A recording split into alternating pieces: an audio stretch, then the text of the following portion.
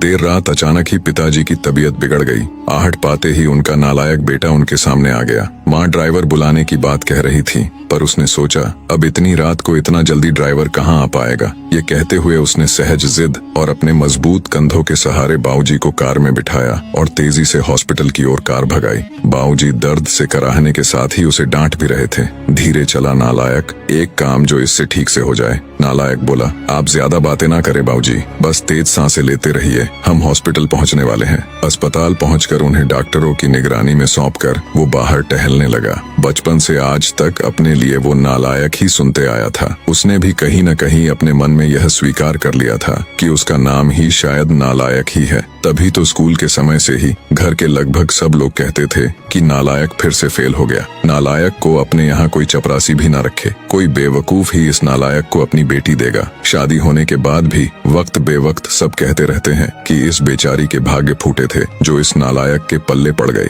हाँ, बस एक माँ ही है जिसने उसके असल नाम को अब तक जीवित रखा है। पर आज अगर उसके बाबूजी को कुछ हो गया तो शायद वे भी। इस ख्याल के आते ही उसकी आंखें छलक गईं और वो उनके लिए हॉस्पिटल में बने एक मंदिर में प्रार्थना में डूब गया। प्रार्थना में शक्ति थी या समस्या मामूली, डॉक्टरों ने सुबह सुबह ही बाबूजी को घर जाने की अनुमति दे दी। घर लौटकर उनके कमरे में छोड़ते हुए बाबूजी एक बार फिर चीखे, छोड़ नालायक, तुझे तो लगा होगा कि बूढ़ा अब लौटेगा ही नहीं। उदास वो उस कमरे से निकला तो माँ से अब रहा नहीं गया। इतना सब तो करता है, बावजूद इसके आपके लिए वो नालायक ही है। विवेक और विशाल दोनों अभी तक सोए हुए हैं। उन्हें तो अंदाजा तक नहीं है कि रात को क्या हुआ होगा। बहुओं ने भी शायद उन्हें बताना उचित नहीं समझा होगा। यह बिना आवाज दिए आ गया और किसी को भी परेशान नहीं किया। भगवान न करे कल को कुछ अनहोनी हो जाती तो। और आप हैं कि उसे शर्मिंदा करने और डांटने का एक भी मौका नहीं छोड़ते। कहते कहते माँ रोने लगी थी। तभी बाबूजी बोले, गीता, तुम भी मेरी भावना नहीं समझ पाई, मेरे शब्द ही पकड़े ना। क्या तुझे भी यही लगता है कि इतना सब के होने बाद भी इसे बेटा कह के नहीं बुला पाने का, गले से नहीं लगा पाने का दुख तो मुझे नहीं है? क्या मेरा दिल पत्थर का है? हाँ गीता, सच कहूँ दुख तो मुझे भी होता ही है, पर उससे भी अधिक डर लगता है कि कहीं ये भी उनकी ही तरह लायक ना बन जाए। इसलिए मैं इसे इसकी पूर्णतः का एहसास इसे अपने जीते जी तो कभी नहीं होने दूंगा। माँ चौंक गई,